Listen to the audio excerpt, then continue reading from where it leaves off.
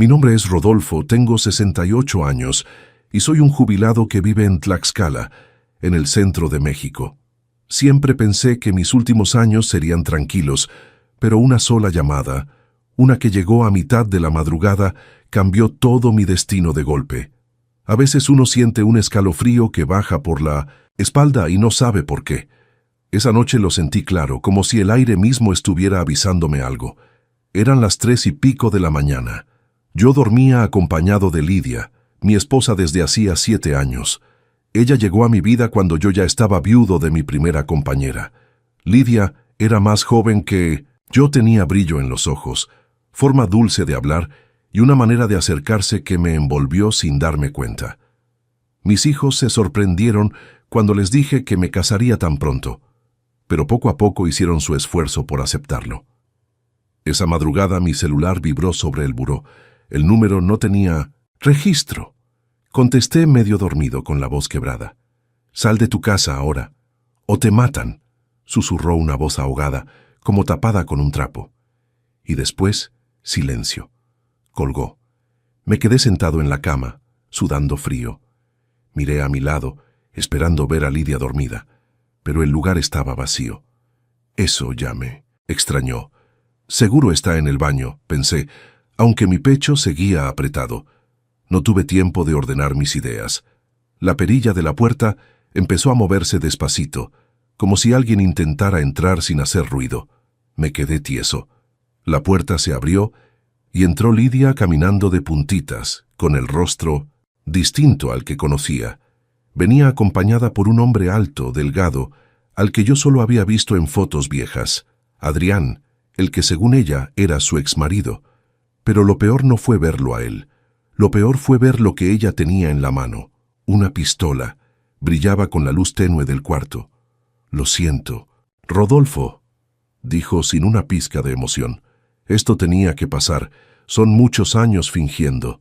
Sentí cómo se me hundía el estómago. Todo dentro de mí gritaba que estaba viviendo algo que no podía ser real. 7 años compartiendo cama, comida, secretos, tardes enteras platicando. Y ahora estaba parada, frente a mí como una desconocida. ¿Qué estás diciendo?», pregunté con voz temblorosa. El hombre detrás de ella sonrió como si disfrutara el miedo en mi cara. «Pues que ya es hora, viejo», dijo Adrián. «¿Cuánto crees que vale esperar 7 años? Tu dinero, tu casa, el seguro, todo. Hicimos bien. Las cuentas». Lidia no apartaba la vista de mí. No temblaba, no dudaba. No había amor en su mirada. Era una mujer que conocía exactamente lo que estaba haciendo. En ese instante mi mente corrió hacia atrás, hacia todas esas señales que yo ignoré por querer sentirme acompañado.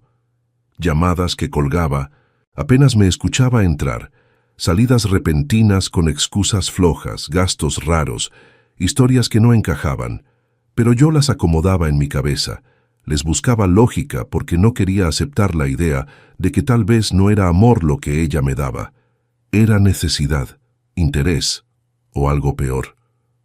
«Nos ibas a dejar todo en tu testamento», continuó Lidia. Ya estaba casi arreglado.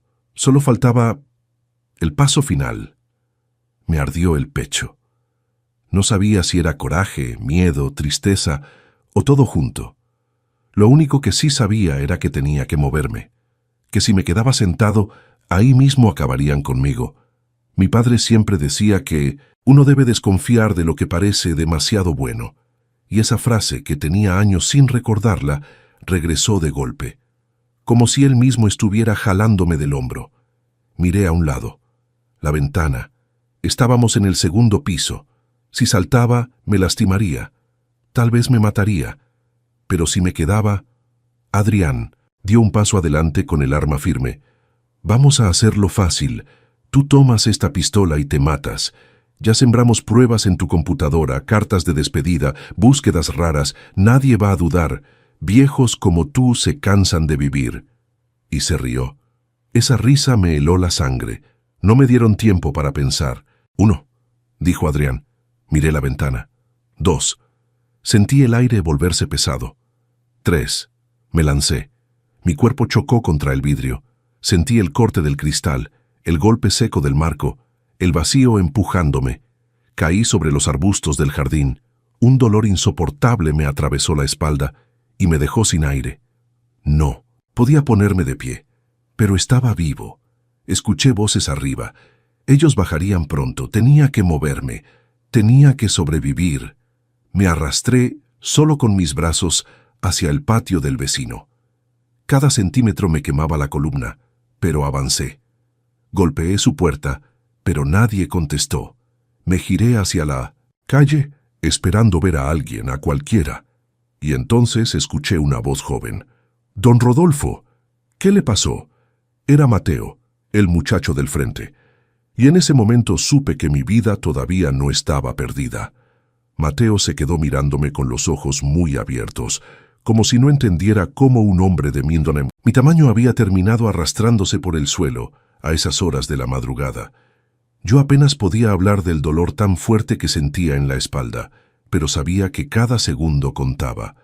Logré decirle que llamara a la policía porque alguien quería matarme. El muchacho, aunque temblaba un poco, reaccionó de inmediato y empezó a marcar en su celular mientras se agachaba para intentar ayudarme. Apenas alcancé a escuchar cómo explicaba la situación entre respiraciones agitadas, diciéndole al operador que un vecino estaba herido y que un hombre armado rondaba la zona. Mientras Mateo hablaba, yo volteé hacia la entrada de mi casa y entonces lo vi claramente. Adrián caminaba hacia nosotros con el arma en la mano, mirando alrededor como si buscara algún punto ciego para rematarme antes de que llegara ayuda. Sentí que el corazón me empezó a latir tan fuerte que pensé que me iba a desmayar. Le susurré a Mateo que corriera, que no arriesgara la vida por mí, pero él se negó a moverse y solo levantó el celular, apuntándolo hacia Adrián como si eso fuera suficiente para detenerlo. Fue un acto valiente que nunca olvidaré, porque pudo haber terminado muy mal. Adrián le gritó que se hiciera a un lado, pero el muchacho insistió en que estaba grabando todo, aunque yo sabía que eso probablemente era mentira. Por un instante pensé que Adrián iba a dispararle, pero las luces que empezaron a encenderse en las casas vecinas lo hicieron dudar. Varios vecinos salieron a la calle con celulares en la mano y algunos gritaban que ya habían llamado también a la policía. Esa presión lo obligó a retroceder. Lidia apareció detrás de él con el rostro serio y ambos empezaron a caminar rápido, como si quisieran simular que no tenían nada que ver con lo que estaba ocurriendo. Yo deseaba gritar que los detuvieran, pero el dolor en la espalda me dejaba casi sin aire. Solo pude ver cómo doblaban por la esquina y desaparecían hacia donde seguramente habían dejado un coche preparado para huir. Mientras tanto, Mateo trataba de mantenerme despierto hablándome sin parar. Le pedía que respirara hondo y que no cerrara los ojos, porque sabía que en casos así la gente podía desmayarse y complicar más las cosas. Yo sentía la ropa mojada, no sabía si era sudor o sangre, pero estaba consciente de que sería fácil perder el conocimiento si bajaba la guardia. Los vecinos se acercaron y empezaron a traer cobijas, sillas, agua, todo lo que podían mientras esperaban que llegara la ambulancia. Algunos me preguntaban qué había pasado, pero yo solo repetía que mi esposa y un hombre querían matarme. Era difícil de creer, y veía en sus caras una mezcla de incredulidad y susto. Por fortuna, las sirenas se escucharon a lo lejos. Cuando las patrullas aparecieron, las luces rojas y azules iluminaron toda la calle, dando un pequeño alivio a ese momento tan oscuro. Los paramédicos bajaron corriendo y me revisaron rápidamente. Me preguntaron si podía mover las piernas y al intentar hacerlo sentí un dolor tan fuerte que grité sin querer. Me subieron a la camilla con cuidado, amarraron mi espalda y me colocaron un collarín que me apretaba el cuello, pero que evitaba que mis huesos se movieran más de la cuenta. Mientras me subían a la ambulancia, vi que Mateo seguía ahí, con la cara llena de preocupación. Le agradecí con una mirada porque mi voz ya no salía. Uno de los policías se quedó con él para tomarle declaración, mientras otro se acercó a mí para preguntarme si podía decir algo sobre mis atacantes antes de que cerraran las puertas del vehículo. Apenas pude responder unos datos básicos, pero les aseguré que Lidia y Adrián eran los responsables. La ambulancia arrancó, y al sentir el movimiento volví a apretar los ojos por el dolor que me recorría desde la nuca hasta la cintura. Los paramédicos hablaban entre ellos, mencionando que quizá tenía varias fracturas y posible daño en la columna. Ese comentario me dejó helado porque entendí que mi vida no solo corría riesgo por los que querían matarme, sino también por la caída que me había destrozado el cuerpo. Al llegar al hospital, me llevaron a urgencias. Las luces blancas del pasillo me lastimaban la vista, pero aún así intenté mantenerme despierto mientras los médicos hacían preguntas rápidas que yo apenas lograba responder. En cuanto pudieron, me pasaron a una sala de radiografías, moviéndome con cuidado para no empeorar las lesiones. Yo quería mantener la calma, pero todo lo que había pasado me daba vueltas en la cabeza y la idea de que Lidia, la mujer a quien abrí mi vida, hubiera planeado mi muerte, me golpeaba más fuerte que cualquier dolor físico. Después de varios exámenes, uno de los médicos se acercó con un semblante serio para decirme que tenían que avisar a mis hijos de inmediato porque mi estado era delicado. Yo quería llamar yo mismo, pero mi voz no tenía fuerza. Les di el número de mi hijo mayor y cerré los ojos mientras escuchaba cómo la enfermera repetía mi nombre por teléfono. Ahí, en esa camilla fría, sentí que la noche apenas estaba comenzando para mí. Cuando desperté horas después, ya no estaba en urgencias, sino en una habitación silenciosa, con máquinas pitando a mi alrededor y una luz tenue que entraba por la ventana. Me tomó un momento recordar todo lo que había pasado, pero el dolor en la espalda me lo trajo de golpe. Intenté moverme y un ardor terrible me recorrió el cuerpo, obligándome a quedarme quieto. Fue entonces cuando vi a mis hijos. Julián, mi hijo mayor, estaba sentado junto a la cama con los ojos rojos como si hubiera pasado horas sin dormir. Elena, mi hija menor, estaba de pie, agarrando mi mano con fuerza, como si tuviera miedo de que me escapara. Otra vez. Ambos se inclinaron hacia mí en cuanto me vieron abrir los ojos. «Papá, ya estás despierto», dijo Elena con un suspiro de alivio. «Pensamos que tardarías más». Julián me acomodó la almohada con mucho cuidado y me explicó que los médicos habían logrado estabilizarme, pero que mi caída había sido grave. Tenía 3 vértebras fracturadas, varias costillas amoratadas y un corte profundo cerca del hombro por el vidrio de la ventana. El doctor decía que la caída pudo haberme matado de inmediato si hubiera caído un poco más hacia un lado, donde había tierra dura en vez de arbustos. ¿Y ellos?, pregunté apenas pude mover los labios. «¿Dónde están Lidia y el otro?» Elena bajó la mirada antes de responder. «Huyeron, papá. La policía estuvo buscándolos desde anoche, pero no los encontraron. Los vecinos dieron su descripción. Mateo también. Incluso entregaron un video de una cámara de seguridad que los muestra caminando rápido hacia un coche. Los agentes dicen que no van a tardar en localizarlos». Ese pensamiento me dejó un sabor amargo en la boca.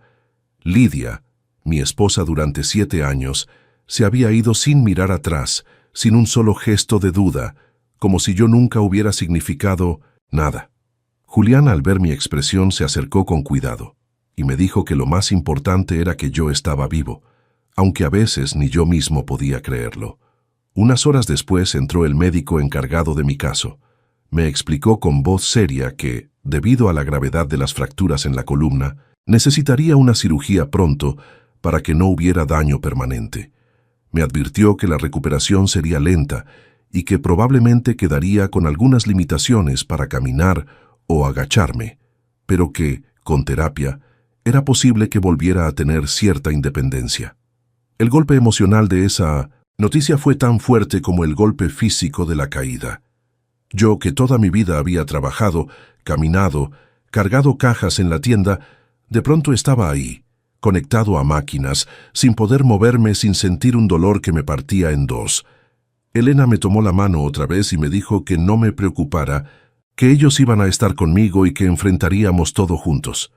Sentí un nudo en la garganta porque mientras ella me decía eso, yo pensaba en cómo los había dejado de lado por estar pensando solo en Lidia, sin escuchar las advertencias que mis propios hijos me dieron.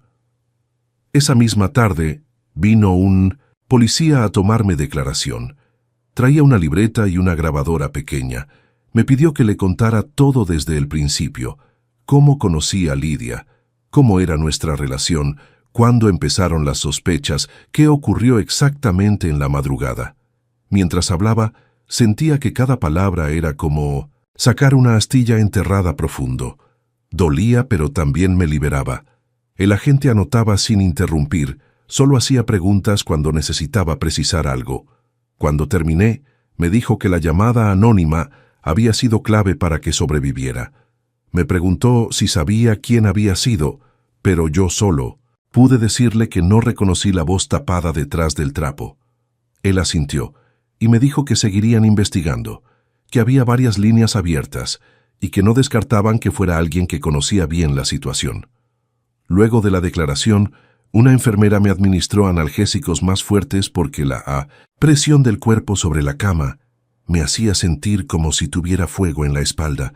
Empecé a quedarme dormido cuando escuché a mis hijos hablando en voz baja cerca de la puerta. Julián decía que quería quedarse toda la noche conmigo. Elena insistía en que ella también, pero él le pidió que se fuera a descansar un rato. Yo no quise interrumpir porque sentía algo que hacía tiempo no sentía, la certeza de que no estaba solo, de que mis hijos, a pesar de mis errores, seguían ahí para mí. Antes de que se fueran, Elena se acercó y me dio un beso en la frente. Julián me acomodó la manta y me dijo que lo llamara por cualquier cosa. Me quedé viéndolos salir del cuarto, sintiendo una mezcla de dolor, alivio y vergüenza, porque el engaño de Lidia no solo había afectado mi vida, sino la de ellos también. Esa noche no dormí mucho. Entre el dolor, los aparatos que pitaban y los recuerdos que me llegaban como dagas, apenas pude cerrar los ojos. Pero algo dentro de mí empezó a cambiar. A pesar de lo que había vivido, de la traición, del miedo y de la caída, entendí que todavía tenía razones para luchar. Y la más grande estaba en el simple hecho de ver a mis hijos, firmes como siempre, incluso cuando yo me había equivocado tanto. Al día siguiente de mi declaración, el médico regresó temprano para decirme que la cirugía ya estaba programada. Habló despacio, como si quisiera prepararme mentalmente. Me explicó que colocarían varillas de metal y tornillos para sostener mi columna y evitar que las vértebras fracturadas se movieran. También me advirtió que el procedimiento sería largo y que la recuperación después sería incluso más difícil. Yo lo escuchaba en silencio, tratando de aceptar que mi cuerpo ya no respondería como antes. Nunca pensé que a mis 68 años tendría que enfrentar algo tan grande, pero no tenía opción. Si quería volver a caminar, aunque fuera con limitaciones, debía aceptar esa operación. Julián y Elena llegaron poco antes de que me llevaran al quirófano. Ambos intentaban sonreír para darme ánimo, pero se les notaba la preocupación en los ojos. Elena me tomó la mano, la frotó con cariño y me dijo que todo saldría bien, que era fuerte y que había sobrevivido a algo mucho peor que una cirugía. Julián me dio una palmada suave en el hombro y me aseguró que ellos estarían afuera esperándome, sin importar cuánto tardara. Yo intenté tranquilizarlos diciendo que no se preocuparan, aunque por dentro sentía que tenía un nudo gigante en el estómago. Cuando las enfermeras entraron a la habitación con la camilla, sentí un temblor en las manos. Me trasladaron con mucho cuidado para evitar empeorar las fracturas y, mientras me llevaban por los pasillos, yo trataba de mantener la calma recordando que ya había enfrentado cosas más duras. Cerré los ojos un momento y pensé en mi primera esposa, que siempre me decía que enfrentara la vida con firmeza, incluso en los momentos que parecían imposibles. La última imagen que vi, antes de entrar al quirófano, fue la cara de mis hijos mirándome desde lejos, como si temieran que no los volviera a ver. Quise decirles algo, alguna frase que les diera paz, pero ya me estaban poniendo la anestesia y una pesadez cálida me recorrió el cuerpo. Las voces se volvieron lejanas, los sonidos se apagaron, y así me fui entregándome a manos de los médicos. Desperté muchas horas después, en una sala distinta, con luces más tenues y el sonido de un monitor marcando mis latidos. Sentía la espalda rígida, como si tuviera una tabla pegada a ella, pero el dolor era menos punzante que antes. Había un cansancio tan profundo en mi cuerpo que era como si hubiera corrido un maratón. Una enfermera se acercó apenas abrí los ojos, revisó mis signos y me dijo que la cirugía había sido un éxito. Yo apenas podía mover la cabeza, pero un alivio inmenso me recorrió al escuchar sus palabras. Me llevaron nuevamente a mi habitación y ahí estaban mis hijos, con los ojos llenos de esperanza esta vez. Elena se acercó llorando y me abrazó con cuidado. Julián me dijo que los médicos estaban satisfechos con el resultado, que no había daño en la médula espinal y que, si seguía las terapias, podría volver a caminar. Tal vez no como antes, pero podría hacerlo. Esa noticia me devolvió un poco de fuerza, aunque el camino que se venía sería duro. Los siguientes días fueron un reto constante. No podía moverme sin ayuda. Necesitaba una enfermera para prácticamente todo, desde sentarme un poco hasta darme de comer. A veces sentía que había retrocedido décadas, como si hubiera vuelto a ser un niño dependiente de otros. La frustración era tan grande que en más de una ocasión estuve a punto de llorar, pero me aguantaba porque no quería que mis hijos me vieran tan quebrado. Entre los médicos y las visitas de mis hijos, también llegó el delegado encargado de la investigación. Un hombre serio, de cabello canoso en las sienes, con un tono de voz firme pero respetuoso. Se sentó frente a mí con una carpeta gruesa llena de documentos. Me explicó que ya habían descubierto la verdadera identidad de Lidia y de su supuesto exmarido.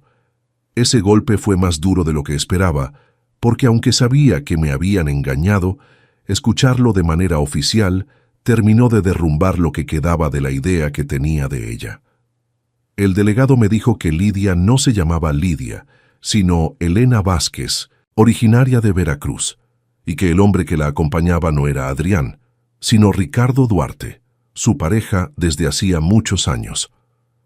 Me explicó que tenían un historial de fraudes y delitos similares en varios estados del país y que incluso estaban relacionados con muertes de otros hombres mayores que habían dejado todo a nombre de ella. Cada palabra suya era como una piedra cayendo dentro de mi pecho. Me costaba creer que durante 7 años había compartido mi vida con una mujer que jamás existió, como yo la conocí. El delegado también me informó que habían encontrado documentos falsificados, medicinas peligrosas y papeles con firmas que intentaban imitar las mías. Me dijo que ahora que su plan había fallado, seguramente estaban desesperados, pero que ya se había emitido una alerta nacional.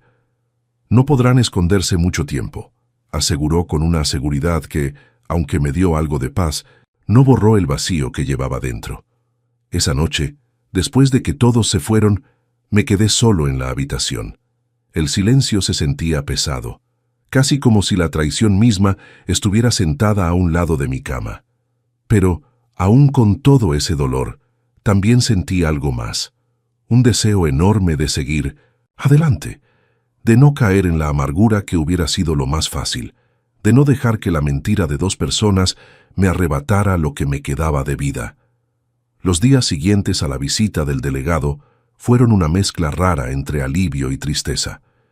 Me sentía más protegido sabiendo que la policía ya conocía los nombres reales de esa pareja de estafadores, pero también me golpeaba la realidad de que la mujer con la que dormí 7 años nunca me amó. A veces despertaba creyendo que todo había sido una pesadilla y que Lidia, o más bien Elena Vázquez, entraría por la puerta con su sonrisa, acostumbrada, pero entonces movía la espalda y el dolor me recordaba que aquello era completamente real. Después de una semana, los médicos decidieron que era momento de comenzar la fisioterapia. Pensé que sería sencillo, pero apenas el fisioterapeuta, un muchacho paciente llamado Emanuel, empezó a moverme las piernas, sentí un ardor tan fuerte que tuve que apretar los dientes para no gritar. Emanuel me decía que era normal, que después de una cirugía tan delicada, el cuerpo se resistía al movimiento, pero que sin ese esfuerzo no podría recuperar mi movilidad. Me explicó que empezaríamos despacio, primero con estiramientos en la cama, luego intentando sentarme y más adelante pasaríamos a ponerme de pie. El primer día que intenté sentarme, casi me desmayo del dolor. Sentía como si la espalda estuviera sostenida por hilos que podían romperse en cualquier momento. Emanuel me sostenía, con firmeza por los brazos, mientras me pedía que respirara hondo. Yo pensaba en lo irónico que era. Hacía solo unos días estaba luchando por salvar mi vida saltando desde una ventana, y ahora estaba luchando simplemente por mantenerme sentado sin caerme de espaldas. Mis hijos venían todos los días. Elena siempre traía una libreta, donde anotaba las indicaciones de los médicos y cada avance que lograba. Julián, en cambio, me hablaba de cosas más ligeras, historias del trabajo, chistes tontos y noticias del barrio, para que no me sintiera hundido en aquel ambiente de hospital.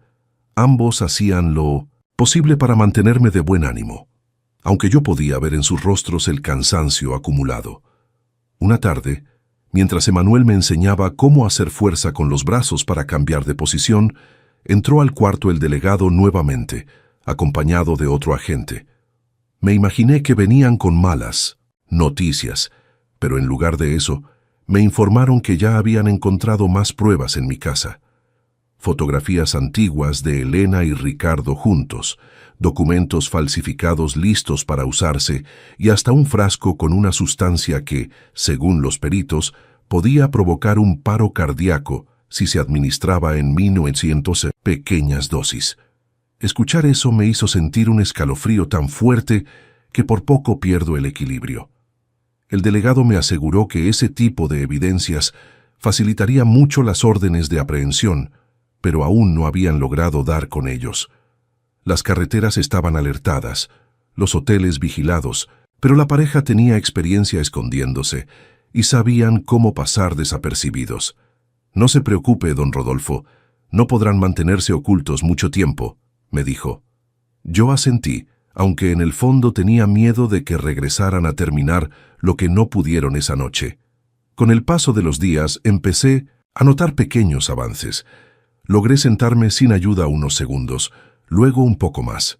Emanuel celebraba cada progreso como si fuera un triunfo enorme, y eso me daba ánimo. Era extraño ver cómo algo tan simple como mover las piernas unos centímetros podía convertirse en mi mayor logro del día. Antes lo hacía sin pensarlo, sin valorar nada, pero ahora cada movimiento era una victoria que se celebraba. Una noche, mientras trataba de conciliar el sueño, pensé en la vida que llevaba antes de todo esto. Recordé los domingos tranquilos, las comidas familiares, las conversaciones tontas en la sala. Recordé también cómo dejé que Elena llenara ese hueco de soledad que me había quedado después de la muerte de mi primera esposa. Me dolía admitirlo, pero yo mismo había ignorado muchas señales por miedo a quedarme solo otra vez. Ese pensamiento me dio una mezcla de vergüenza y coraje. Sin embargo, también empecé a ver algo importante. A pesar de haber sido engañado, no estaba solo. Mis hijos, mis amigos del barrio, incluso Mateo, aquel muchacho que arriesgó su seguridad para ayudarme, seguían ahí. Todos, de una manera u otra, se habían convertido en mi red de apoyo, y aunque sentía todavía el peso de la traición, esas muestras de cariño me recordaban que no todo estaba perdido. Una tarde que estaba en terapia, Emanuel me dijo que era momento de intentar ponerme de pie por primera vez desde la caída. Sentí un nudo en el estómago, pero asentí. Me colocaron un cinturón de soporte alrededor de la cintura. Emanuel se puso detrás de mí y otra fisioterapeuta se colocó frente a mí. Contaron hasta 3 y entre ambos me levantaron despacio. Las piernas me temblaban como si fueran de papel, pero ahí estaba yo, de pie, aunque apoyado en ellos. Fueron solo unos segundos, pero para mí significaron más que todos los pasos que había dado en mis 68 años. Cuando me recostaron otra vez, tenía lágrimas en los ojos. No eran de dolor, sino de alivio. Era la prueba de que, por muy rota que estuviera mi vida, todavía podía levantarme. Todavía había camino por recorrer. Unas semanas, después de aquel primer intento de ponerme de pie, mi cuerpo comenzó a responder mejor. Todavía me dolía la espalda cada vez que hacía un movimiento brusco, pero al menos ya podía sentarme sin sentir que se me partía el cuerpo en dos. Emanuel, el fisioterapeuta, decía que iba avanzando más rápido de lo que esperaba para alguien de mi edad, aunque yo sentía que todo iba lento como una tortuga. Aún así, con cada sesión entendía que las cosas importantes no se apresuran, se construyen paso a paso, igual que mi vida después de esa traición tan grande. Mientras yo seguía recuperándome, la investigación avanzaba. El delegado venía de vez en cuando para mantenerme al tanto. Siempre traía su carpeta llena de documentos y esa expresión de alguien que carga demasiado trabajo, pero aún así se tomaba el tiempo de hablar conmigo con paciencia. Una tarde, mientras Elena y Julián estaban en la cafetería del hospital comprando algo de comer, él llegó con noticias nuevas. Me contó que habían encontrado más movimientos sospechosos en las cuentas bancarias de Elena Vázquez y Ricardo Duarte. Descubrieron depósitos recientes en un banco de Querétaro, lo que indicaba que posiblemente estuvieran escondidos por esa zona. Yo escuchaba todo con atención, aunque por dentro sentía un miedo que no se lo decía a nadie. Pensaba que si esa pareja era tan hábil para desaparecer, también podía regresar en cualquier momento. No podía evitar imaginar que un día cualquiera se aparecerían en el hospital o después cuando yo volviera a mi vida normal, y terminarían lo que habían empezado. Pero el delegado me aseguró que tenían vigilancia alrededor, que incluso mis hijos estaban en una lista de protección temporal, al menos mientras avanzaba el caso. Mis noches seguían siendo complicadas. Dormía poco porque el dolor en la espalda me despertaba cada tanto, y también porque los recuerdos llegaban como si alguien los proyectara en la pared. Recordaba la mirada de Elena, tan fría, tan distinta a la que me mostraba cuando me preparaba café por las mañanas. Recordaba la voz de Ricardo ordenando que tomara el arma para fingir un suicidio. Recordaba el sonido del disparo que casi me alcanza al saltar por la ventana. Entre esos recuerdos y el silencio del hospital era difícil encontrar calma. Por suerte, no todo era oscuridad. A veces Mateo, el joven que me había encontrado la noche del ataque, venía con su mamá a visitarme. Siempre llegaban con una sonrisa tímida y alguna bolsa de pan dulce para mis hijos más que para mí, porque yo todavía tenía restricciones. Mateo me contaba que en la escuela todos hablaban de su valentía y que él no sabía cómo reaccionar, pero yo le decía que tenía que sentirse orgulloso, porque no cualquiera se enfrenta a un hombre armado solo con un celular. Él se reía y decía que no había pensado mucho en ese momento, que solo actuó. Yo sabía que eso era lo que hacían las personas nobles, actuar sin pensar en ellos mismos. También vinieron varios vecinos a visitarme. Todos se mostraban sorprendidos, asustados o indignados por lo que me había pasado. Doña Remedios, la vecina que siempre regaba las plantas a las 7 de la mañana, llegó llorando diciendo que jamás imaginó que esa mujer fuera capaz de algo así. Otro vecino dijo que si algún día volvían a aparecer por el barrio no los dejarían escapar tan fácil. Yo agradecía sus palabras, aunque en el fondo deseaba que nada de eso volviera a ocurrir. Ya había vivido suficiente miedo para toda una vida. Mientras pasaban los días, Emanuel me dijo un viernes por la mañana que había llegado el momento de intentar dar mis primeros pasos con el andador. Al escuchar eso, sentí un nudo en la garganta, no de miedo, sino de emoción. Me colocaron un cinturón de seguridad, alinearon mis piernas y me pusieron el andador frente a mí. Emanuel se posicionó a un lado y otra fisioterapeuta al otro.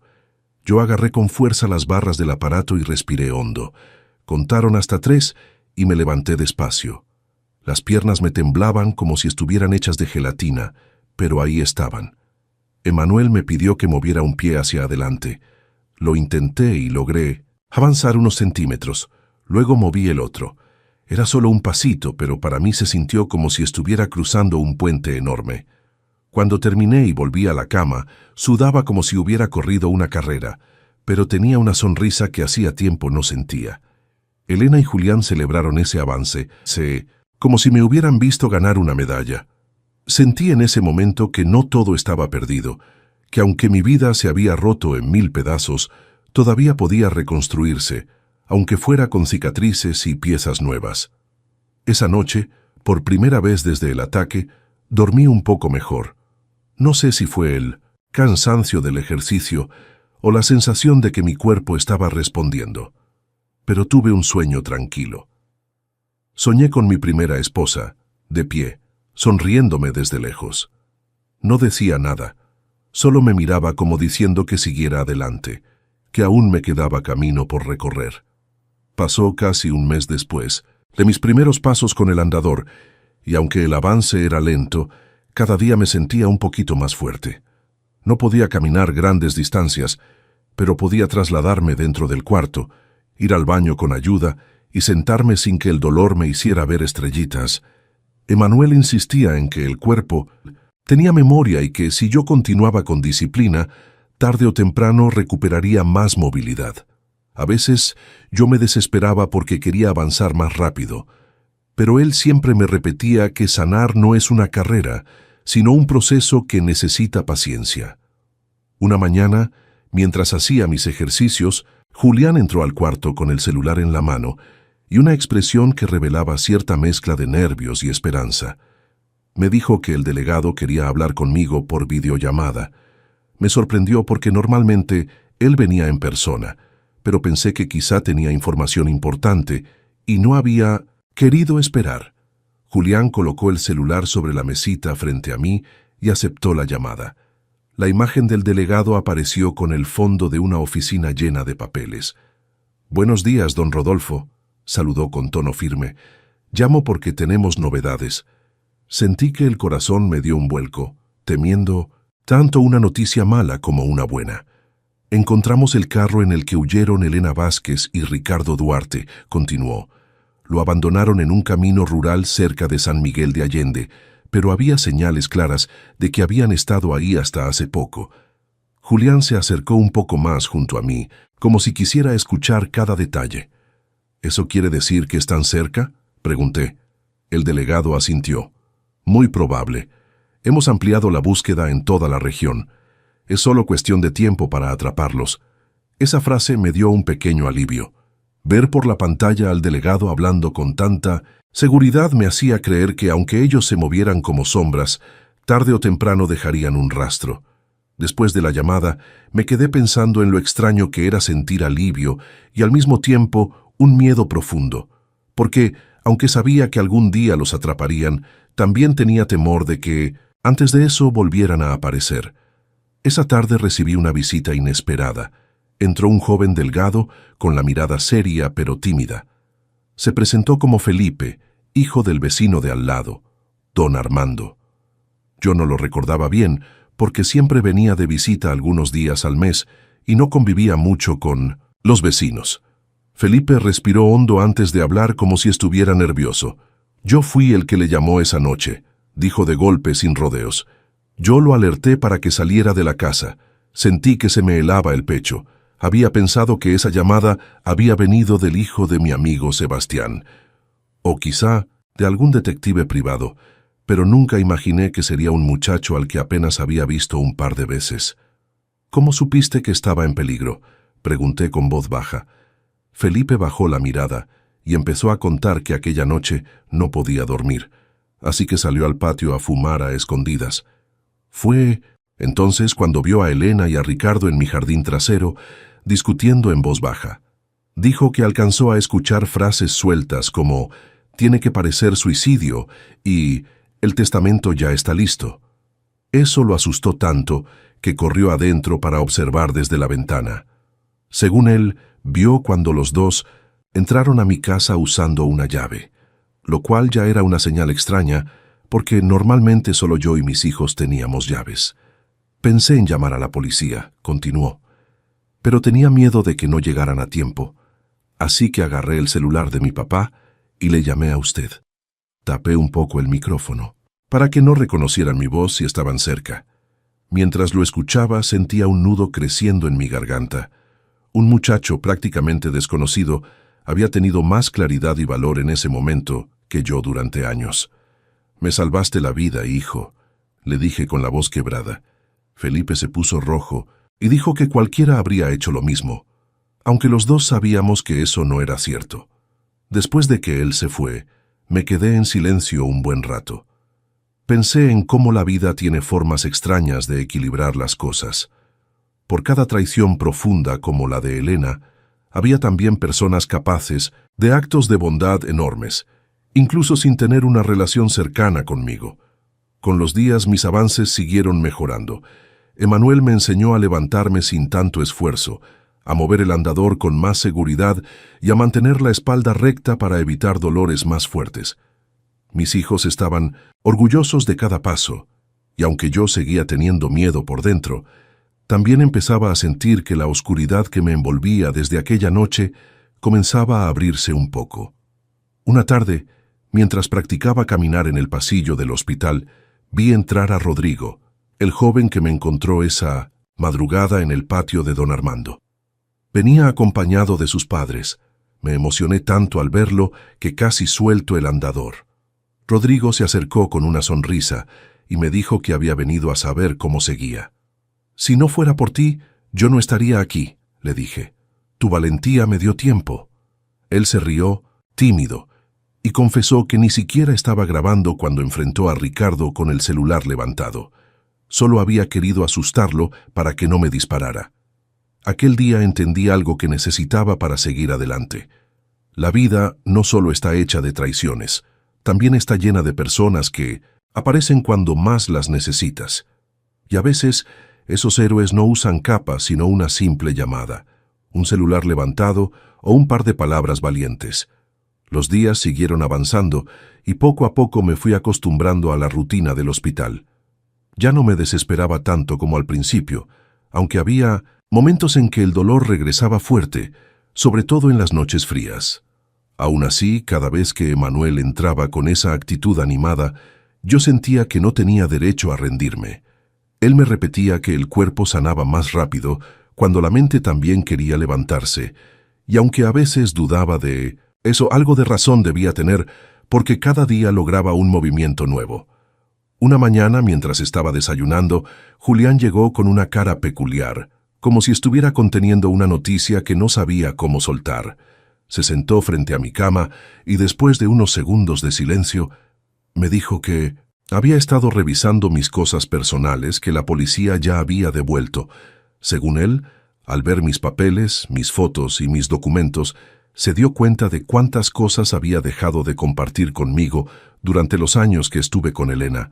Eso me golpeó, porque era cierto. Entre mis ganas de sentirme acompañado y la manipulación de ella, había descuidado la relación con mis hijos. Julián me aseguró que no decía eso para reprocharme, sino para dejar claro que desde ese día quería recuperar el tiempo perdido. Me emocionó escuchar eso, aunque también me llenó de una culpa amarga que tuve que tragarme despacio. Esa misma tarde, Elena vino a visitarme y me contó que había estado hablando con una psicóloga del hospital. Me recomendó que, cuando saliera, buscara atención emocional, porque la traición que sufrí era más profunda que cualquier fractura. Me sorprendió escucharla decirlo tan directamente, pero entendí que tenía razón. Había noches en las que lo físico dolía menos que los recuerdos. A veces recordaba cómo Elena Vázquez se reía conmigo en la mesa, cómo me arreglaba el cuello de la camisa antes de salir, o cómo me decía que yo era el hombre que le había devuelto la esperanza. Eso era lo que más me hería, pensar que todo era parte de su plan. 2 días después, el delegado volvió a visitarme. Entró con el semblante más serio que otras veces y supe de inmediato que traía un avance importante. Me dijo que habían encontrado en un hotel de Querétaro una identificación falsa con la foto de Elena, pero con otro nombre distinto, así como un recibo reciente pagado en efectivo. Eso significaba que estaban más cerca de atraparlos.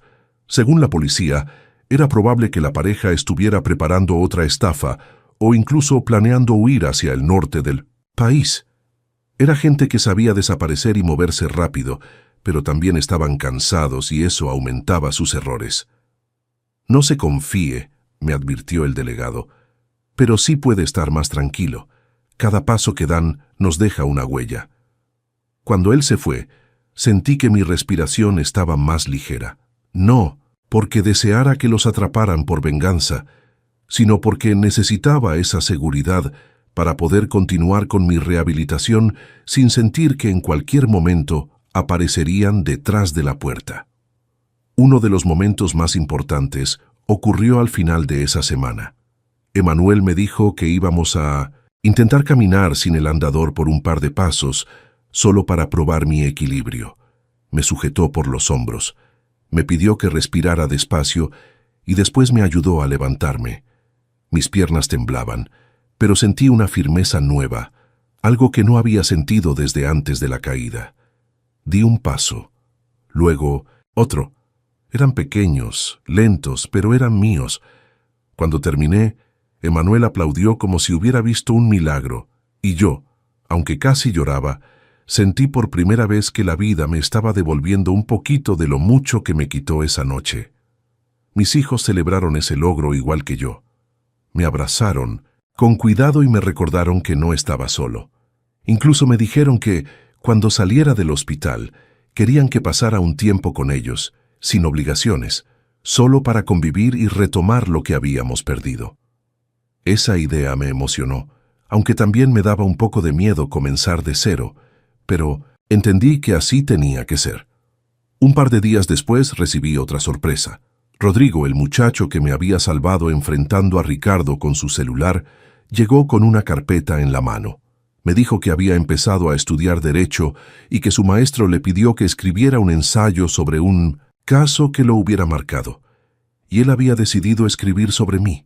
Me mostró algunas páginas donde narraba cómo aquella madrugada cambió su manera de ver la justicia y cómo entendió que no se necesita una placa para hacer lo correcto. Leer eso me conmovió profundamente. Sentí un orgullo enorme de él como si fuera mi propio nieto. Esa noche, mientras miraba el techo del hospital, entendí algo importante. Aunque Elena Vázquez me había roto la vida en pedazos, también había revelado lo mejor de quienes me rodeaban. Sin querer, su traición había sacado a la luz la valentía de Rodrigo, la nobleza de Felipe, la fortaleza de mis hijos y la capacidad que yo mismo tenía para levantarme, aun cuando pensé que ya no podía. El tiempo siguió pasando, y finalmente llegó el día en que los médicos me dijeron que ya podía dejar el hospital.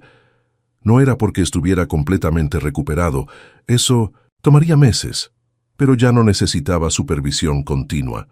Me explicaron que lo mejor sería seguir con rehabilitación desde casa, siempre con cuidado y sin levantar peso. Mis hijos estaban felices, aunque también un poco nerviosos porque sabían que la recuperación en casa sería un reto para todos. Yo, por mi parte, tenía sentimientos mezclados. Alegría por salir de esas paredes frías, pero también miedo por enfrentar otra vez el mundo después de lo que viví. Elena insistió en que fuera a vivir un tiempo con Julián en Ciudad de México, al menos mientras aprendía a manejar mis nuevos límites. Al principio dije que no, porque no quería ser una carga para nadie, pero ellos no me dieron opción. Me dijeron que cuidarme era lo menos que podían hacer después de todo lo que había ocurrido. Así que acepté con gratitud y una mañana, después de firmar los últimos papeles del alta médica, me subieron a una camioneta adaptada que habían rentado para trasladarme. El viaje hasta Ciudad de México fue largo y un poco cansado, pero también me permitió pensar. Miré por la ventana y recordé el día en que salté desde el segundo piso. A veces cerraba los ojos y sentía todavía la caída, como si mi cuerpo repitiera ese momento sin avisar. Julián notó que me quedé callado y me puso una mano en el hombro, diciéndome que dejara pasar esos recuerdos, que ya no podían hacerme daño. Yo asentí, aunque sabía que no era tan sencillo. Al llegar al departamento de mi hijo, Cristina, mi nuera, me recibió con un abrazo cálido. Había preparado todo con mucho cuidado. La habitación adaptada, una cama especial, barras de apoyo en el baño y hasta una silla más alta en la cocina para que pudiera sentarme sin forzar la espalda. Sentí tanta gratitud que tuve que voltear hacia otro lado para no llorar frente a ellos. Durante las primeras semanas, mi vida se volvió una rutina de ejercicios, caminatas cortas dentro del departamento y consultas médicas. Emanuel me había dado recomendaciones claras para seguir con la terapia en casa y Julián se tomó muy en serio ser mi asistente personal. Asatsu veces se reía diciendo que por fin entendía lo que yo sentí cuando él era niño y tenía que enseñarle a caminar. Y la verdad, ese humor me ayudaba. Me recordaba que, a pesar de todo, todavía quedaban motivos para sonreír. Mientras tanto, el delegado mantenía contacto con nosotros. Me llamaba cada 3 o 4 días para actualizarme sobre la búsqueda de Elena y Ricardo. Una tarde, me informó que habían sido vistos en un hotel de Salamanca, pero cuando llegó la policía, habían escapado por la puerta trasera. Eso me provocó un nudo en la garganta. Estaban cerca de ser atrapados, pero aún seguían libres, y esa idea me inquietaba más de lo que quería admitir. Una noche, mientras intentaba dormir, recordé algo que me dijo Emanuel en el hospital. El miedo solo se apaga cuando uno aprende a moverse con él, no cuando desaparece. Y creo que tenía razón. En lugar de pelear con ese miedo, empecé a aceptar que estaría ahí un tiempo, como una sombra que tendría que aprender a manejar. Un día, mientras Elena me ayudaba a caminar por el pasillo del edificio, me miró y me dijo algo que me llegó directo al corazón. «Papá, tú sigues aquí porque luchaste más de lo que cualquiera esperaba. No dejes que el recuerdo de esa mujer te quite esta segunda oportunidad». Sentí un nudo que me apretó la garganta y solo pude agradecerle con un gesto. Ella siempre fue la más perceptiva, la que veía cosas que yo evitaba enfrentar. Las visitas no faltaban. Rodrigo vino un fin de semana para traerme una copia del ensayo que había escrito sobre mi caso. Me lo leyó en voz alta y debo admitir que casi lloro al escuchar cómo él describía esa madrugada, no como una historia de horror, sino como un momento en el que la valentía había ganado un poco de terreno al mal. Felipe también vino a verme con su padre, don Armando, quien me llevó un pan de yema que había horneado él mismo. Ese gesto sencillo me llenó de esperanza. Era como si la vida me estuviera diciendo que no todo estaba perdido. Poco a poco fui recuperando fuerza y también confianza. Un día logré bajar a la banqueta frente al edificio y caminar unos pasos con el bastón. Julián celebró ese momento como si estuviera viendo un logro enorme, y la verdad es que para mí sí lo era.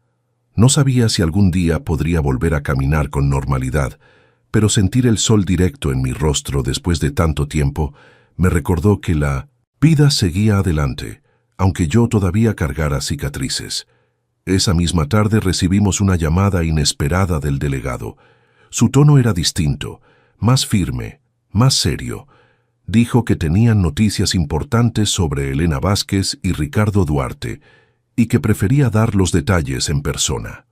Cuando colgó, Julián y yo nos miramos sin decir nada, pero ambos sabíamos que esa visita cambiaría otra vez el rumbo de mi historia. El delegado llegó a casa de Julián al día siguiente por la mañana. Apenas escuché el timbre, supe que era él. No sé si fue intuición o simplemente que mi corazón ya estaba preparado para lo que venía. Julián abrió la puerta y lo hizo pasar a la sala. Yo estaba sentado en el sillón especial que Cristina había comprado para mí, con el bastón apoyado a un lado. El delegado se acercó, me saludó con respeto y se sentó frente a mí, con esa carpeta gruesa que parecía acompañarlo a todos lados. «Don Rodolfo», empezó con voz seria, «creo que por fin estamos cerca del cierre de su caso». Sentí que el aire se me detuvo en el pecho. El delegado respiró hondo y continuó explicando que la policía había implementado un operativo grande en Guanajuato tras recibir un aviso anónimo sobre 2 personas sospechosas hospedadas en un hotel del centro de San Miguel de Allende. Las descripciones coincidían con Elena Vázquez y Ricardo Duarte. Durante 2 días, agentes encubiertos vigilaron la zona. Vieron a una mujer parecida a Elena entrar y salir del hotel con una peluca rubia y lentes oscuros. También notaron a un hombre que coincidía con la complexión de Ricardo, aunque estaba más delgado y dejaba el rostro cubierto casi todo el tiempo. El tercer día, continuó el delegado, intentaron aplicar otra estafa. Una viuda de la zona había sido contactada por ellos con una historia muy parecida a la que ya conocemos. Al escuchar esas palabras, sentí un vuelco de rabia mezclada con tristeza. No les había bastado con casi matarme, ya estaban buscando otra víctima. El delegado siguió explicando que los agentes no querían intervenir demasiado pronto, porque necesitaban pruebas claras para detenerlos sin que salieran libres por falta de evidencia. Así que los siguieron con discreción, observando cada movimiento. La captura ocurrió cuando la pareja llegó a un restaurante donde supuestamente iban a encontrarse con la mujer que pretendían estafar. Cuando los agentes los vieron sentarse en una mesa apartada y acomodar unos documentos falsos dentro de una carpeta, supieron que era el momento. Un grupo de policías entró al restaurante como clientes normales hasta que se levantaron de golpe y rodearon la mesa. Elena intentó correr hacia la cocina, pero la atraparon antes de que llegara a la puerta. Ricardo levantó las manos sin resistirse. No hubo disparos, ni persecuciones, ni violencia. Solo dos personas que sabían que el juego había terminado. Cuando el delegado describía la escena, yo sentía una mezcla extraña. Alivio, cansancio, un poco, de tristeza, incluso algo de vergüenza por haber caído en sus manos. Era un torbellino difícil de acomodar. Julián, que escuchaba todo sentado a mi lado, tenía los puños apretados, como si todavía quisiera defenderme contra esos dos, aunque ya estuvieran tras las rejas. Encontramos varias cosas en su equipaje, continuó el delegado abriendo su carpeta. Entre ellas la pistola usada aquella noche, varios documentos con su firma falsificada, recetas médicas para obtener sustancias peligrosas y tarjetas con nombres distintos. Además confesaron el plan contra usted, así que finalmente tenemos pruebas suficientes para que enfrenten cargos serios. No pude evitar sentir un escalofrío al imaginar el equipaje de esa pareja, una maleta llena de trampas, como si viajaran con una caja de herramientas para destruir vidas.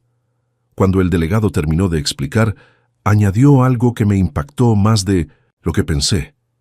Usted sobrevivió, don Rodolfo, y eso es algo extraordinario. La mayoría de sus víctimas no tuvieron esa oportunidad. Me quedé callado un momento. Esa frase me golpeó directo al pecho. No solo había sobrevivido a un crimen, sino que me había salvado de convertirme en una estadística más. Y esa idea, dura como era, me hizo valorar aún más cada paso que había dado en mi recuperación. El delegado nos explicó que pronto me llamarían para declarar nuevamente en el proceso formal. Dijo que el juicio sería largo, pero que esta vez, con todas las pruebas reunidas, no había forma de que escaparan. Me aseguró que yo tendría protección si la necesitaba, aunque dudaba mucho que ellos intentaran algo más estando ya arrestados. Cuando el delegado se fue, la casa quedó en un silencio pesado. Julián se sentó a mi lado y, sin decir nada, colocó su mano sobre mi hombro. Fue un gesto simple, pero sentí que me sostenía más que cualquier bastón. Cerré los ojos un momento y respiré profundo. Por primera vez desde aquella madrugada, sentí que un capítulo comenzaba a cerrarse. Esa misma tarde, mientras tomaba mi medicina, me quedé pensando en cómo la vida puede cambiar en cuestión de segundos. Un salto desde una ventana, una llamada anónima, un muchacho con un celular, un vecino mirando por una ventana. Toda esa cadena de pequeñas acciones me había mantenido vivo. Si una sola de esas cosas hubiera fallado, yo ya no estaría aquí. Más tarde, cuando me acosté a descansar, pensé en algo que Emanuel me había dicho una vez. Cuando el cuerpo se rompe, uno aprende a vivir más lento, pero también aprende a ver más claro. Y creo que tenía razón. Con cada paso lento que daba, entendía más quién era yo, quiénes estaban conmigo y qué cosas valían realmente la pena. Esa noche, dormí mejor que en mucho tiempo, sabiendo que ellos, mis verdugos, ya no estaban libres. Por primera vez, sentí que podía empezar a dejar atrás ese miedo profundo que cargaba desde la madrugada en que mi vida estuvo a punto de terminar. Los días posteriores a la captura de Elena Vázquez y Ricardo Duarte estuvieron llenos de movimientos legales, llamadas y visitas de autoridades. Aunque yo seguía concentrado en mi rehabilitación, era imposible no pensar en el juicio que se acercaba. El delegado me explicó que, por tratarse de un caso delicado y con antecedentes de otras víctimas, el proceso sería extenso. Aún así, dijo que mi testimonio tendría un peso enorme, no solo por lo que intentaron hacerme aquella madrugada, sino porque yo era la única persona que había sobrevivido para contarlo. La preparación para el juicio no fue sencilla. Un abogado asignado por la Fiscalía acudió varias veces a casa de Julián para ayudarme a organizar mi declaración. Era un hombre paciente, de voz calmada, que me pedía con cuidado que repasara cada detalle, incluso aquellos que preferiría olvidar. Yo no quería revivir la escena de la pistola, la caída, el dolor de la espalda rompiéndose, pero entendía que debía hacerlo. Julián y Elena se sentaban conmigo durante esas sesiones, como si quisieran asegurarse de que no cayera otra vez en manos de mis propios recuerdos. Una mañana, mientras tomaba mi café con el bastón apoyado en la mesa, Julián me preguntó si estaba listo para enfrentar a la mujer que me había traicionado. Su pregunta me cayó como un balde de agua fría. Hasta ese momento, no había pensado en el impacto emocional de verla de nuevo. Sabía que sería duro, pero no había imaginado lo que significaría mirarla directamente después de descubrir que todos sus «te amo» eran mentiras calculadas para quedarse con mi vida y mis bienes. «No sé si estoy listo», le respondí con sinceridad, «pero no me voy a esconder. Ya me quitó suficiente. No voy a permitir que me quite también el valor». Julián asintió, orgulloso. Su rostro había cambiado desde todo esto. Parecía más protector, más consciente de las cosas que realmente importan. La fecha del juicio llegó antes de lo que imaginé. Cristina insistió en acompañarnos, y aunque yo no quería que se complicara cargando con mis cosas, ella preparó todo cuidadosamente: agua, mis medicamentos, una manta ligera y hasta un cojín especial para la silla de ruedas. Cuando salimos rumbo al tribunal, sentí mis manos temblar, no tanto por miedo físico, sino porque sabía que al final de ese día mi vida cerraría un capítulo para siempre. Al llegar, la sala de audiencias estaba llena. Había periodistas, abogados, policías y algunas personas que no reconocía. El ambiente olía a papel, sudor y tensión. Me colocaron en la primera fila, junto a mi abogado y mis hijos. El murmullo de la gente era constante, pero se apagó cuando abrieron la puerta lateral por donde ingresarían los acusados. Lo primero que vi fue a Ricardo. Parecía más viejo, más cansado, con el cabello desordenado y la mirada perdida. Luego entró Elena. Supe que era ella desde el primer segundo, aunque llevaba el cabello recogido y ropa de reclusa. No había rastro de la mujer elegante y delicada que conocí. Sin embargo, lo que más me impresionó fue su expresión. No había culpa, ni vergüenza, ni remordimiento, solo una mirada vacía, como quien observa algo que ya no le importa. Cuando sus ojos se cruzaron con los míos, sentí una punzada en el pecho, pero no de amor ni de nostalgia. Era una mezcla de tristeza y liberación. Entendí que la mujer que quise nunca existió, solo era un papel diseñado para atraparme. El juicio comenzó con la presentación de las pruebas. El fiscal relató detalladamente cada movimiento que la pareja había hecho: las identidades falsas, los documentos manipulados, las cartas falsificadas con mi firma, los medicamentos que intentaron usar y, por supuesto, la pistola con la que casi terminan conmigo. Cada punto era una confirmación más de que no había sido un accidente, que todo había sido planeado con frialdad durante años.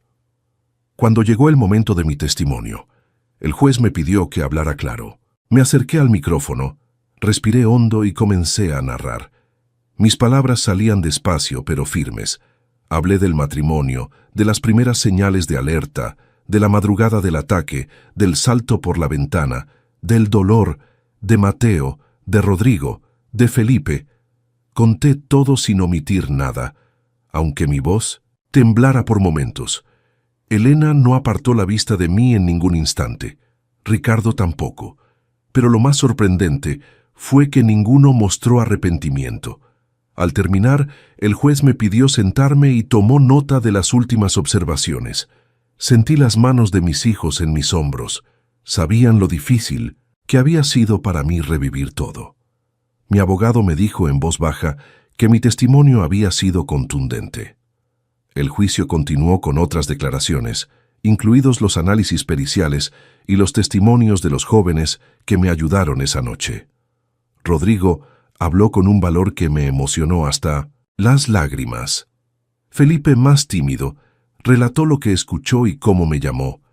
Cada uno de esos testimonios construía una cadena sólida imposible de quebrar. Cuando el juez finalmente anunció que la sentencia se daría al día siguiente, sentí que mi cuerpo se aflojaba. No sabía si estaba agotado o simplemente en paz por haber dicho todo lo que debía. El día de la sentencia llegó envuelto en un silencio extraño, como si el aire mismo estuviera esperando lo que diría el juez. Me desperté temprano, incapaz de dormir más, y me senté en la cama mirando la ventana del departamento de Julián. El cielo estaba gris, con nubes que anunciaban lluvia.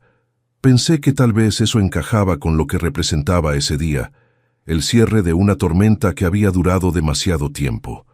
Cristina preparó un desayuno ligero, pero apenas pude probarlo. Sentía el estómago revuelto, no por miedo, sino por una mezcla de cansancio y expectativa. Llegamos al tribunal casi media hora antes de la hora indicada. Julián empujaba mi silla de ruedas con cuidado, mientras Elena caminaba junto a nosotros. La entrada estaba más llena que el día anterior, seguramente porque los periodistas querían ser los primeros en anunciar la sentencia. El juez entró puntual, y en cuanto golpeó la mesa con el mazo, todos guardaron silencio. La pareja llegó escoltada por 2 policías. Ricardo miraba al suelo, como si ya supiera que no tenía escapatoria. Elena mantenía la misma expresión fría del día anterior, sin rastro de emoción. El juez habló por varios minutos, repasando cada punto del caso. Explicó las pruebas encontradas en el hotel de San Miguel de Allende, las declaraciones de los testigos, los documentos falsificados, las identidades fabricadas y, sobre todo, la confesión que los señalaba directamente como responsables del intento de homicidio en mi contra. Aunque conocía todos esos detalles, escucharlos en voz del juez me estremeció. Finalmente, llegó el momento que todos esperábamos. El juez levantó los documentos y anunció la sentencia. 32 años de prisión para cada uno, sin posibilidad de reducción por buena conducta durante los primeros 15 años. La sala explotó en murmullos. Yo cerré los ojos y respiré profundo. No sentí alegría ni venganza, solo un alivio enorme, como si un peso que llevaba en la espalda, además de la lesión real, se desvaneciera por fin. Elena no reaccionó. Ni un gesto, ni una lágrima, ni una mueca. Simplemente se quedó mirando al frente. Ricardo, en cambio, dejó caer los hombros como si lo hubieran desinflado. 2 policías los sacaron de la sala sin permitirles dirigirnos una sola palabra. Cuando ya no estuvieron, mis hijos me abrazaron. Por turnos. Sentí sus brazos con fuerza, y esa fue la verdadera sensación de justicia, saber que seguíamos juntos, que habíamos salido adelante. Después del juicio, los días siguientes fueron más tranquilos. Por fin pude concentrarme de lleno en mi rehabilitación, sin la sombra constante de saber que ellos estaban libres. Cada paso con el bastón se sentía un poco más firme. Emanuel me llamaba de vez en cuando para revisar mis avances y recordarme que el proceso no debía apresurarse. Recordar la caída aún me causaba un escalofrío, pero ya no me paralizaba como antes. Un mes después regresé a Puebla para instalarme en el departamento en planta baja que había comprado cerca de la casa de Elena. Ella y mi yerno me ayudaron a mudarme. Aunque mi cuerpo seguía con limitaciones, ya podía moverme solo dentro de la casa sin tanta dificultad. El departamento era pequeño, cómodo y estaba adaptado para mis necesidades. Sentí que era el lugar perfecto para comenzar otra etapa, una que yo mismo decidiría cómo vivir. Las visitas no faltaban. Felipe venía casi cada semana a tomar café y jugar dominó. Su padre, don Armando, me llevaba pan recién hecho y preguntaba por mi espalda. Rodrigo también me visitaba cuando podía. siempre con algún libro o algún avance de sus estudios de derecho. Decía que algún día quería trabajar en casos como el mío, defendiendo a personas vulnerables. Cada vez que lo escuchaba, sentía una mezcla de orgullo y gratitud. Sebastián, mi amigo de toda la vida, aparecía los domingos con algún guiso que su esposa mandaba. Él siempre tenía palabras para animarme. «Tony», me decía, «si ya sobreviviste a un salto desde un segundo piso, ahora solo te toca disfrutar los años que vienen». Yo me reía, aunque sabía que tenía razón. La vida me había dado una segunda oportunidad y no pensaba desperdiciarla. Mis hijos también estaban más presentes que nunca. Julián me llamaba todas las noches para saber cómo estaba y Elena pasaba a verme cada 2 o 3 días. Mi nieto Pedro, con su energía infinita, corría por la sala y me hacía reír como hacía mucho. No reía. Gracias a ellos, mi corazón sanaba poquito a poco. Una tarde, mientras tomaba el sol en el pequeño patio del departamento, pensé en todo lo que había pasado. Me sorprendí al darme cuenta de que ya no sentía odio hacia Elena Vázquez ni hacia Ricardo Duarte. No porque merecieran perdón, sino porque entendí que seguir cargando con ese rencor era seguir atado a ellos. Yo quería libertad, no solo de movimiento, sino también del alma. Y esa libertad vino cuando acepté que había sobrevivido no para vivir con miedo, sino para valorar cada día que me quedaba. Miré el cielo azul de Puebla y respiré hondo. Mi espalda seguía doliendo a veces, pero ya no me dominaba. Mi corazón seguía marcado, pero ya no estaba roto, y entendí algo que quizás siempre estuvo frente a mí. La vida no se mide por las veces que caemos, sino por las veces que encontramos la fuerza para levantarnos. Ese día, por fin, me sentí en paz, y supe que lo que viene, aunque incierto, será mío y será vivido con gratitud.